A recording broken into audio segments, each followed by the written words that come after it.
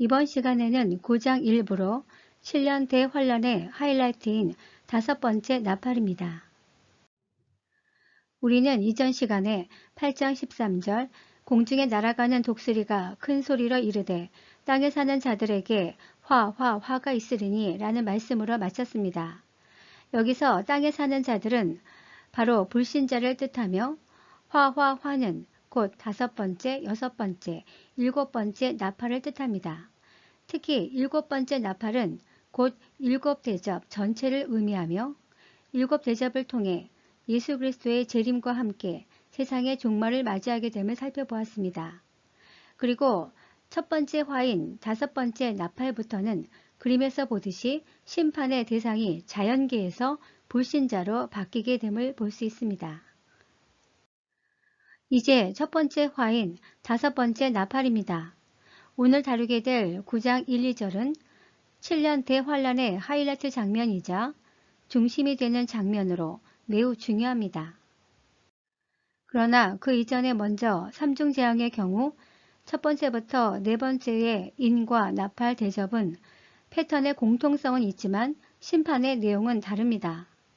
그러나 5번째부터 6번째는 인, 나팔, 대접의 각각의 심판의 독특성을 보여줍니다. 즉, 5번째부터 6번째 인은 순교자의 신원기도와 청사진으로 구성되어 있고 그 청사진은 먼저 5번째부터 6번째 나팔에서 불신자에 대한 심판으로 이루어지게 됩니다. 또한 5번째부터 6번째 대접에서는 악한 영적 존재를 심판함으로써 재림을 성취하게 됩니다. 먼저 9장 1절을 살펴보면 떨어진 별에서 떨어진으로 쓰인 펩토코타는 이미 예전에 떨어져 있는 상태를 나타내는 과거형입니다. 별로 쓰인 아스페라는 천사를 의미할 때 흔히 쓰였습니다. 무적행으로 쓰인 투 프레아토스 테스 아디스를 직역하면 바닥 없는 시면이란 뜻으로 주로 악한 천사의 감옥을 상징합니다. 가장 먼저 살펴볼 것은 떨어진 별은 누구를 상징하는가입니다. 당연히 사단입니다. 이에 대해서는 대부분의 신학자들도 동의합니다. 떨어진 별이 사단을 의미하는 이유는 먼저 이사야 14장 12절 너 아침의 아들 계명성이여 어찌 하늘에서 떨어졌으며 너 열국을 엎은 자여 어찌 그리 땅에 찍혀는고에서 사단을 별로 표현하고 있으며 두 번째로 구약 위경인 에녹 1서 21장 6절은 타락한 천사들을 주님의 계명을 범한 하늘의 별들로 언급하고 있기 때문입니다. 세 번째로 떨어지다라는 표현 자체가 타락하다, 나쁘다라는 부정적 의미로 악한 천사에게 사용되고 있고 보통 선한 천사의 경우 내려오다라는 표현을 사용합니다. 네 번째로 계시록 12장 9절 온 천하를 꿰는 자라 그가 땅으로 내쫓기니 라는 표현에서 사단이 땅으로 쫓겨 내려갔음을 표현하고 있습니다. 즉 사단은 하늘 천국에서 공중으로 쫓겨나고 다시 땅으로 쫓겨나고 무적행에 갇혔다가 영원한 지옥불로 던져지는 운명에 처한 존재입니다. 다섯 번째로 예수께서도 누가복음 10장 18절에서 사단이 하늘로서 번개같이 떨어지는 것을 내가 보았노라 라고 말씀한 바 있습니다. 그렇다면 사단이 땅에 떨어진 시점은 언제인가입니다. 사실 이것이 가장 중요한 포인트입니다. 무천연설은 십자가 사건 때라고 주장하고 있으며 전천연설은 재림 직전 첫째 나팔이 불릴 때라고 주장합니다. 무천연설은 그림에서 보듯이 구약시대 때는 공중 권세를 잡고 있던 사단이 이스라엘을 핍박하다가 십자가 사건 때 땅으로 떨어져 무저갱에 갇혔고 신약시대부터는 무저갱에 갇힌 사단이 교회를 핍박하거나 미혹하고 있다고 주장합니다. 그러나 이러한 주장에는 몇 가지 인과성에 심각한 문제가 야기됩니다. 즉, 땅에 떨어졌다라는 의미가 무저갱에 갇힌 것을 뜻하는가입니다.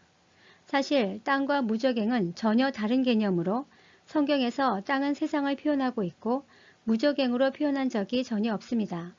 또한 오늘날 신약교회는 왜 이토록 타락하는가입니다. 무천연설의 주장대로라면 구약시대는 공중권세 잡은 사단이 이스라엘을 미혹했고 신약시대는 무적인 갇힌 사단이 교회를 미혹하는데 왜 교회는 이토록 타락하는가입니다. 그리고 과연 무적인 갇힌 사단이 교회를 미혹할 수 있는가입니다. 반면 전천연설은 구약은 물론 신약시대까지 사단이 공중 권세를 잡고 첫 번째 나팔이 불릴 때 땅으로 쫓겨나고 이후 지상에서 3년 반 동안 교회를 공격하다가 재림 때 붙잡혀 무적행에 던져진다라고 보는 견해입니다. 그렇다면 누구의 주장이 합리적일까요? 먼저 12장 7절에서 12절까지 하늘 장면이 등장하는데 9절에 보면 그가 땅으로 내쫓기니 그의 사자들도 그와 함께 내쫓기니라 라고 표현되어 있고 12절에 이는 마귀가 자기의 때가 얼마 남지 않은 줄을 알므로 크게 분내어 너에게 내려갔다라고 되어 있습니다.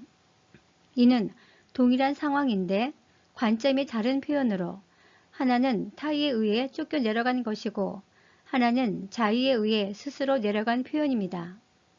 이 두 가지 조건을 만족시키는 주장은 전천년설입니다. 왜냐하면 무천년설의 주장대로 십자가 사건 때 사단이 무적행에 갇혔다면 사단 스스로 무적행에 들어갔다는 주장이 되므로 인과관계가 성립되지 않습니다. 또한 사단이 자기 때가 가까운 줄 알고 십자가 사건 때 무적행으로 내려갔다면 지금 현재 2000년이 넘는 시간이 흐르는 상황에서 자기의 때가 가까워 내려갔다라는 표현을 할 수 있는가입니다. 따라서 지금부터 다루게 될 9장 1절은 7년 대환란을 이해하는 가장 중요한 장면이자 기준점이 됩니다. 먼저 9장 1절은 크게 두 가지 사건으로 분류될 수 있는데 첫 번째는 다섯 번째 나팔이 불리기 이전에 사단이 땅으로 떨어진 사건으로 하늘에 떨어진 별 하나가 있는데 라는 표현을 보면 최소한 사단은 다섯 번째 나팔이 불리기 이전에 땅에 떨어졌음을 알 수 있습니다. 두 번째는 사단이 다섯 번째 나팔이 불릴 때 무적행의 열쇠를 받아 무적행을 여는 사건입니다. 그런데 9장 1절은 사단의 행적을 다룬 12장과 연관성이 있습니다. 즉 12장 1절에서 6절은 사단의 초림 행적을 설명하고 있고 12장 7절에서 17절은 사단의 재림 때 행적을 설명하고 있습니다. 그중 9장 1, 2절은 재림 때 사단의 행적을 다룬 12장 7절에서 17절 중 처음과 끝을 한 줄로 함축시켜 놓은 것입니다. 즉 12장 7절에서 12절까지는 사단이 하늘에서 땅으로 쫓겨나간 장면을 묘사하고 있고 12장 마지막 구절인 17절은 사단이 바다 모래 위에 서 있다라는 표현으로 마칩니다. 여기서 바다는 무적행을 뜻합니다. 그리고 12장 13절에서 16절은 땅으로 쫓겨난 사단이 3년 반 동안 무슨 일을 하였는지 기록되어 있습니다. 좀 더 쉽게 그림으로 설명해 보면 기준점은 다섯 번째 나팔입니다. 그런데 다섯 번째 나팔이 불릴 때 사단은 이미 그 이전에 땅에 떨어졌음을 밝히고 있습니다. 여기서 떨어진으로 쓰인 펩토코타는 과거형으로 다섯 번째 나팔 이전에 땅에 떨어진 상태를 나타냅니다. 그리고 그 시점은 첫 번째 나팔이 됩니다. 왜냐하면 계시록 12장 13절에서 16절을 보면 사단이 땅에 떨어져 여자를 공격하는데 그 기간이 3년 반이기 때문입니다. 그리고 여자를 공격하다 실패한 사단은 다섯 번째 나팔 때 무적행을 열기 위해 서 있습니다. 그리고 무적행 열쇠를 받고 열자 드디어 첫째 짐승이 올라와 42달, 즉 3년 반 동안 일할 권세를 얻습니다. 다섯 번째 나팔을 기준점으로 보면 두 증인의 사역 시점도 알게 됩니다. 두 증인의 사역 기간은 1260일로 전 3년 반 기간이 됩니다. 왜냐하면 두 증인의 사역이 끝마칠 때 무적행에 올라오는 짐승에 의해 죽임을 당하기 때문입니다. 따라서 9장 1절의 핵심은 다섯 번째 나팔이 불릴 때 사단이 무적행을 열게 되고 이때 첫째 짐승이 올라오는데 이를 기점으로 7년 대환란 기간 중 두 증인, 사단, 짐승의 사역 시점이 결정되기 때문에 매우 중요합니다. 그리고 다섯 번째 나팔 때 사단과 짐승 간의 바톤 터치가 이루어집니다. 계시록 13장 2절을 보면 사단이 자기의 능력과 보좌와 큰 권세를 짐승에게 주었다라고 표현되어 있습니다. 한마디로 사단이 가진 모든 권력을 짐승에게 이양합니다. 따라서 짐승의 권세 기간이 후 3년 반이 되는데 바로 이때가 성도의 환란이 가장 극심할 때입니다. 반면 무천연설은 인과성에 심각한 문제점이 있습니다. 무천연설은 짐승의 사역기간 42달과 두 증인의 사역기간인 1260일, 여자가 사단의 낯을 피한 기간인 한때 두때 반때를 모두 상징으로 보고 십자가 사건부터 재림까지라고 주장합니다. 문제는 짐승의 사역기간이 42달을 살펴보면 짐승은 십자가 사건 때 무적행에서 올라와야만 합니다. 반면 두 증인의 사역기간인 1260일을 보면 짐승은 재림 직전에 무적행에 올라와야 합니다.